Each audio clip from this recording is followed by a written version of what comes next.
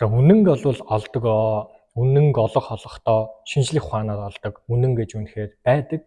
За тэрийг бол бид логик гэж нэрлэдэг байгаа шүү дээ. За энд бол би ерөөсөө нөгөө дээд үнэн яриаггүй шүү те. Абсолют үнэн, бурхны үнэн тэрийг бол яриаггүй. Тэгэхээр 10 жилд бол тест дээргүй бид нэр үздэг уг нь математик дээр нэмэх хасахын хасах, эсвэл хасах нэмхийн бас хасах. Тэгэхээр ерөөсөө тэр явж байгаа юм. Үнэн худал хоёрыг зэрэг авч үзэхээр худал ялдаг гэдгийг ерөөсөө бид нэр ойлгох хэрэгтэй. Харин нэмэх, хасах, тэнцүү, хасах. Өөрөөр хэлбэл хэд хоногийн өмнө нэг улсын хурлын гишүүн Цэнгүүнд шүүмж бичсэн.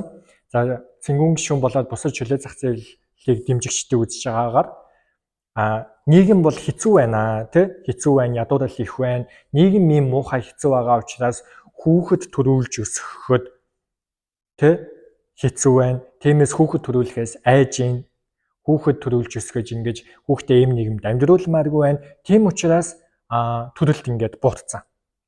За төрөлт ингээд буураад энэ нь одоо ядуурл нийгмийн муухай байгаатай холбоотой учраас одоо энэ ядуурлыг шийдэхин тулд цомхон төр хэрэгтэй, чөлөө зах зээл хэрэгтэй гэж үзэж байгаа. Тэгэхээр энэ яг энэ логикод л явж байгаа гэсэн үг. Эхнийх нь үнэн. Өөрөөр хэлбэл нийгэм хэцүү байна уу байна, ядуурл их байна уу байна, их шүүд хүүхэд төрүүлээд ийм муухай нийгэмд, ийм хэцүү нийгэмд өсгөж хүмүүжүүлмээргүй байна. Тиймээс аль болох хүүхэд төрүүлмээргүй байна. Хүүхэд төрүүлэхээс айж байна. Энэ бол үнэн эхнийх нь. Гэтэл дараагийнх нь үнэн биш.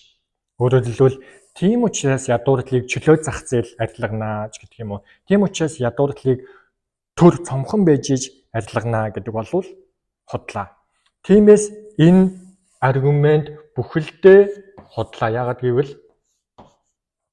хасах, нэмэх хасахыг хасах. Тэгэхээр бид монголч тэр герман дээрч тэр хөвчлэн дандаа улс төрийн социологи үзэж байна. Зөвхөн Монголд гэлтгүй яаж дэлхийд даяар улс төрийн популизм явдаг вэ гэвэл яг энэ логикийн дагуу явдаг. Нэмэх хасахын хасах гэдэг логикийг ашиглаж хүмүүсийн мэдлэг, ухамсар, таарав далимдуулаад үнэн худлаа хоёрыг хоёуланг нь ярьцдаг. Тэгэнгүүт хүмүүс үнэн юм байна гэж дэмждэг, саналаа өгдөг, тэрэнд итгэдэг, үнэмшдэг. Гэтэл үнэн худлаа хоёр зэрэгцгээрээ дандаа худал ялдаг. Тийм. Жишээлбэл та юу гэдэг Facebook руугээ нэвтрэхтэй ч юм уу. Эсвэл мобайл банк руугаа нэвтрэхэж чинь хоёр хэсэг явж байгаа шүү дээ. Нэг нь нэвтрэх нэрээ оруулах шаардлагатай, нөгөөх нь пассвортаа оруулах шаардлагатай. Нууц үгээ тий. Гэтэл зөвхөн нууц үгээ зөв хийчээд нэвтрэх нэрээ буруу хийсэн болвол та нэвтрэх чадахгүй. Аль нэг нь л худлаа бол энэ хүчингүй байхгүй юу? Тиймээс үнэн худлаа хоёрын худлаан дандаа ялдаг. Тэгэхээр үнэн байхын тулд яах вэ гэдэг бол ганцхан хууль байгаа. Тэр бол нэмэх, нэмхийн, нэмэх, тэнцүү, нэмэх байхгүй юу?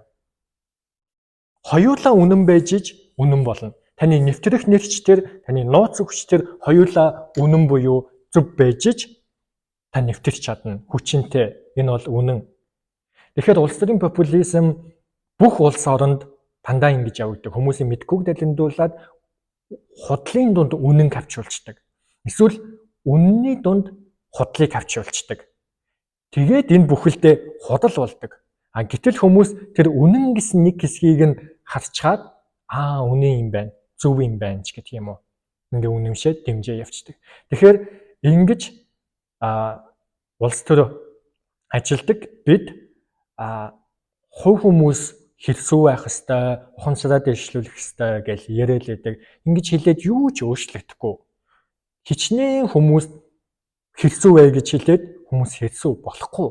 Яагаад гэвэл хэрсүү байхын тулд бидэнд шинжлэх ухаан хэрэгтэй, мэдлэг хэрэгтэй, ийм аргачлал хэрэгтэй. Тэгжиж хэрсүү болно.